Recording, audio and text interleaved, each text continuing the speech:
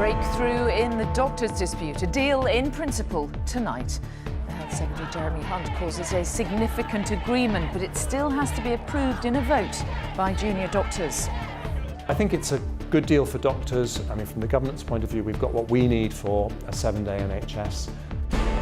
Also tonight, desperate to be herself again, an exclusive interview with the nurse who beat Ebola twice. Plus a new health warning tonight as the Zika virus threatens parts of Europe this summer. And why all this could be yours for a quid.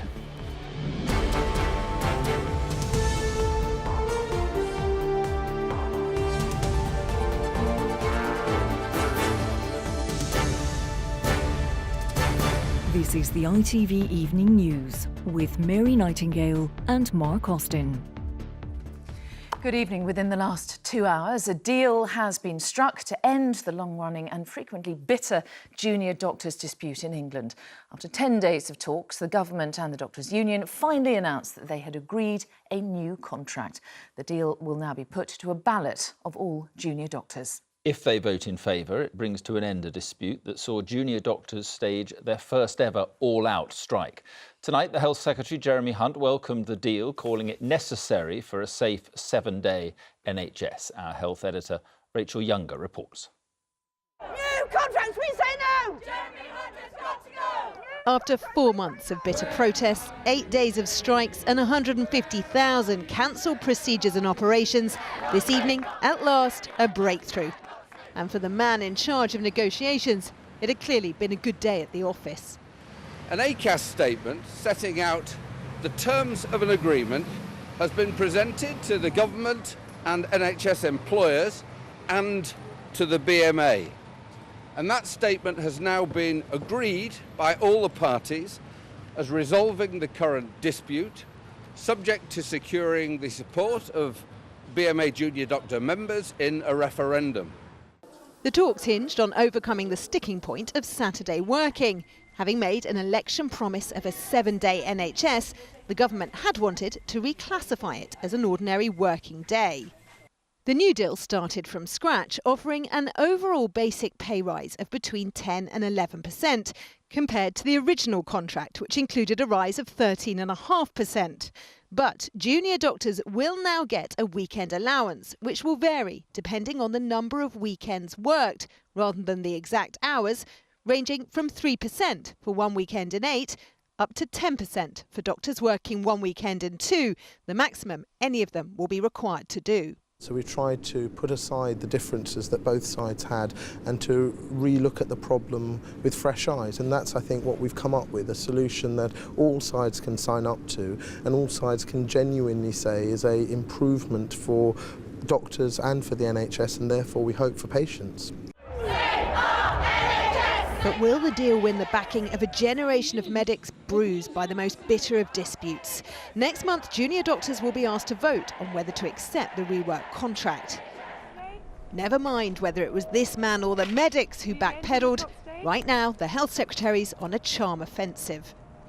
On the government side, we have come to understand that there are many bugbears and frustrations for junior doctors that actually have nothing to do with their contract, but the way their training works, the quality of life in those jobs. And we want to engage constructively and positively, not just today, but going forward, because we recognise that junior doctors are the backbone of the NHS.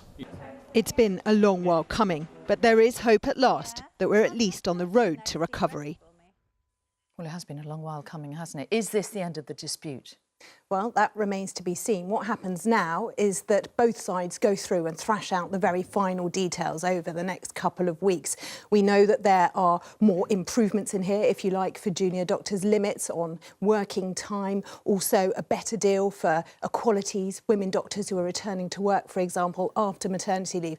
They will have to now have a very good look at those details, go through them with a fine-tooth comb. Then, in mid-June, we understand, there will be a referendum where the 45,000 junior doctors who are members of the BMA will vote on this. There should be a result by the first week of July, in theory in time for these new contracts to be introduced in August. But I think what was really interesting from the very upbeat tone on both sides is this understanding of just how important this is now for the NHS, already stretched to the very limit. I think we can have some optimism tonight that they may just make it. OK, Rachel, thank you.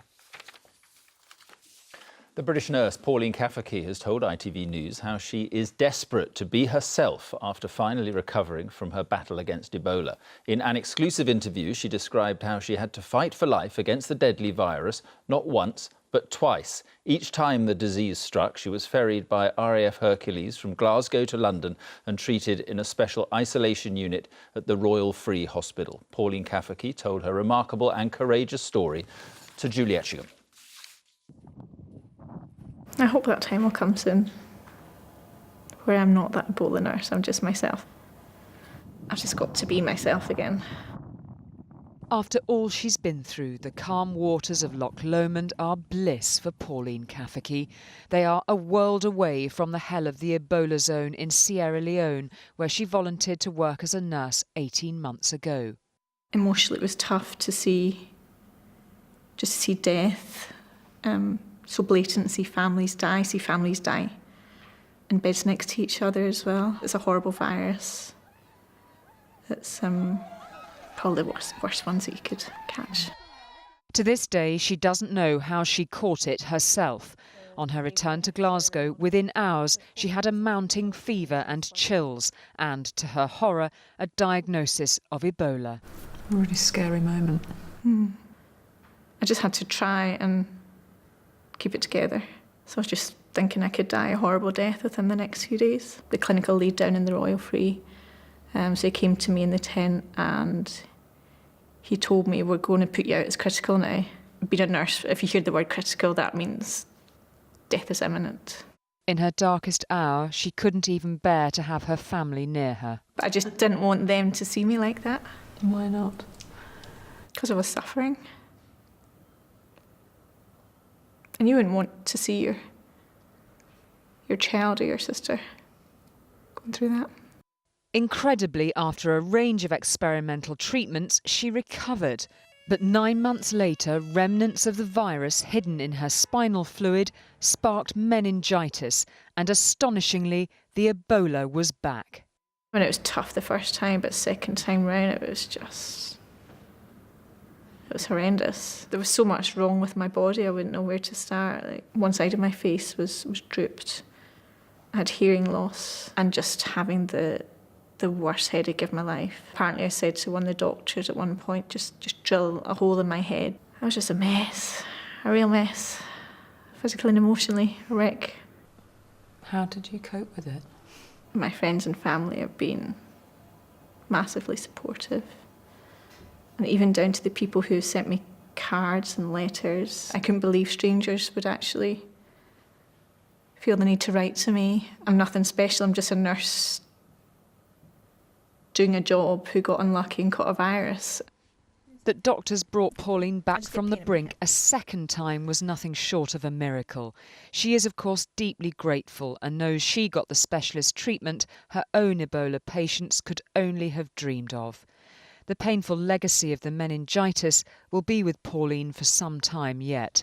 But remarkably, 18 months after the trip to Sierra Leone, which changed her life, she has no regrets about putting herself on the front line of Ebola. I'll never regret going out there. Never. It was a privilege to be out there. I think most of us think the same, to be part of it. Pauline Cafferkey speaking to Julie Etchingham, and you can see that interview in full on the Tonight programme, Pauline's Story, Living with Ebola, here on ITV tomorrow night at 7:30. Now, the first of the 219 schoolgirls kidnapped by the militant Boko Haram group 2 years ago has been found alive. The girl, who's now 19 years old, was apparently found wandering in remote forests in northeastern Nigeria. She has been reunited with her family. The abduction of girls from their school dormitory in the town of Chibok caused a worldwide outcry. Conservative splits over the EU referendum overshadowed the Queen's speech in Parliament today. One of the Leave campaign leaders, Ian Duncan-Smith, accused the government of deliberately watering down its legislative programme. He claimed plans for a sovereignty bill had been tossed aside. The 21 bills unveiled by the government in the Queen's speech did include a British Bill of Rights to replace the Human Rights Act. Sweeping prison reforms aimed at giving governors new powers to control their own jails. The Children and Social Work Bill, making adoption easier and quicker. And transport legislation to clear the way for driverless cars and even spaceports. But reactions have been dominated by what wasn't in the bill rather than what was, as our political editor Robert Peston reports. A very British occasion. The Queen en route to open Parliament for a government tearing itself apart about whether we're in or out of the European Union.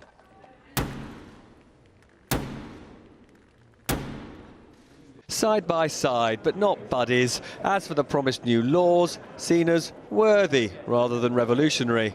Pledges to speed up broadband, to help those young people brought up in care, and to accelerate house building. And prison governors will be given unprecedented freedom, and they will be able to ensure prisoners receive better education. Old and inefficient prisons will be closed and new institutions built where prisoners can be put more effectively to work. Most striking, perhaps, is what wasn't on the Queen's roster. But what happened to that promise to legislate to increase the sovereignty of Parliament? Well, at the moment, Robert, we're in the middle of a referendum campaign discussing whether or not we're going to be part of the European Union, and it would be premature to legislate before that decision has been made by the British people. That is because you don't want to row about sovereignty. You just want to talk about the economy, but not who governs you, and that is the real reason why it's been dropped. But it is a big issue. Why drop a bill on sovereignty? Well, because it makes the point. You can't be sovereign if you have a court of justice sitting in Brussels, not in Brussels, but in the European Union.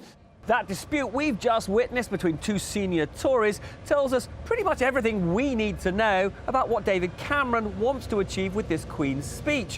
When he says it's all about building one nation, what he really means is that he hopes it'll prevent the Tory party splitting into two over Europe. The government is also trying to help the development of computerised unmanned cars and commercial spaceports. But Labour was unimpressed by David Cameron's claim he's helping everyone. It takes an active government to do it, not the driverless car heading in the wrong direction that we have in this government at the present time. An older version, perhaps, of a driverless car. All done for another year. The future of her country much less dependent on the work of this place than on that looming great European vote. Robert Peston, ITV News. Still to come on the ITV Evening News, health officials warn the Zika virus could reach Europe this summer. Liverpool descends on Basel as their team prepare for the Europa League final. And this £1 million sheep farm with stunning views, yours to rent for £1. The weather can be harsh, the sheep will need to be moved about all times of day and night. So it's for someone who's up for a challenge and happy to walk and loves sheep. Could that be you? Well, those stories. I pay not to, actually. Those stories and more after the break.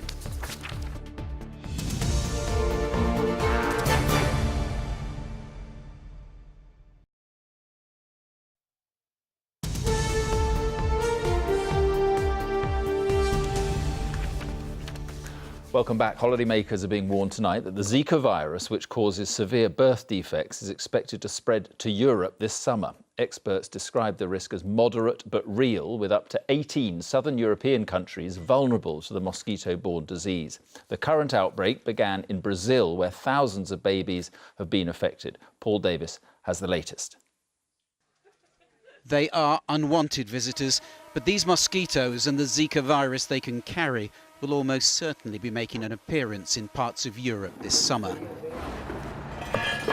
In places like Madeira, the authorities are preparing for them, the World Health Organization having identified the countries most at risk, a league table no one wants to be top of.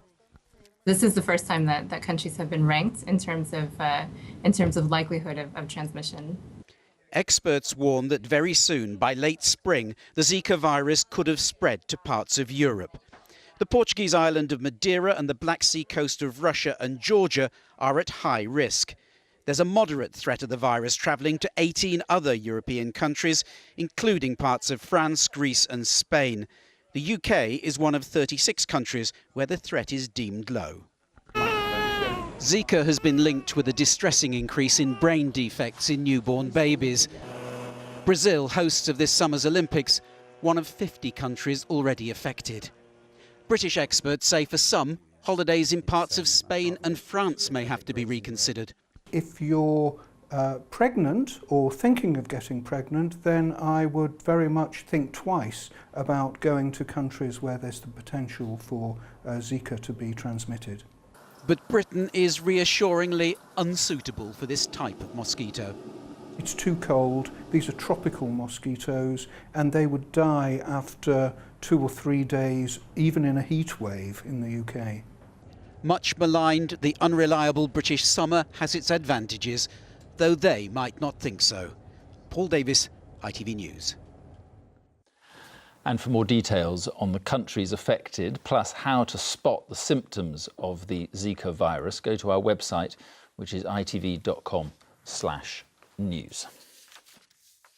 Well, in other news, unemployment has fallen by 2,000 to 1.69 million between January and March this year. The number of people receiving benefits also fell, while average earnings increased by 2% in the year to March. The Welsh Labour leader, Carwyn Jones, was formally re-elected as First Minister of Wales today. It came after a deal with Plaid Cymru, which ended a week of deadlock during which his nomination for the post was blocked by rivals. Thousands of commuters using Southern Rail had their journeys disrupted today after guards went on strike for the second time in a month. The RMT union is angry about proposed changes to their role. And he's finally decided John Terry is to remain at Chelsea for at least another year. The former England captain's contract was set to expire in June, but he says he'll now stay at Stamford Bridge under the new manager Antonio Conte. It's been a while since Liverpool Football Club tasted European glory, but they stand on the brink of it again tonight. Up to 20,000 fans, as many as half of them without tickets, have made their way to the picturesque Swiss city of Basel for tonight's Europa League final against the Spanish side Sevilla. It's a big night with a lot at stake. Our sports editor Steve Scott is there. Steve. Yes, 11 years, Mark, since Liverpool made a European final. Then in Istanbul, they went there in their tens of thousands, many without tickets or with a chance to see the game. Well, they've done exactly the same again here, not wanting to miss the party or the chance to show their support for the charismatic manager Jurgen Klopp, who's guided them here. However long it took, whichever route, through Germany or through France, getting to the party here was compulsory. A match ticket, well, that was the optional bit. Swiss police estimate at least 8,000 Liverpool fans have made this journey with no way of getting to see the match. They've always loved their team, of course, but this season they've found a new target for their affections. It's been an inspiration for the club, hasn't it? I mean, it's, look at it, everybody supports him. It instills confidence in people. If you do something wrong, he'll tell you off. If you do something right, he'll give you a big hug. He's amazing! Boom! He's got us believing. So a club and manager just meant for each other, like a footballing Tinder success story. The Anfield regulars seduced by someone who wears his charm on his sleeve.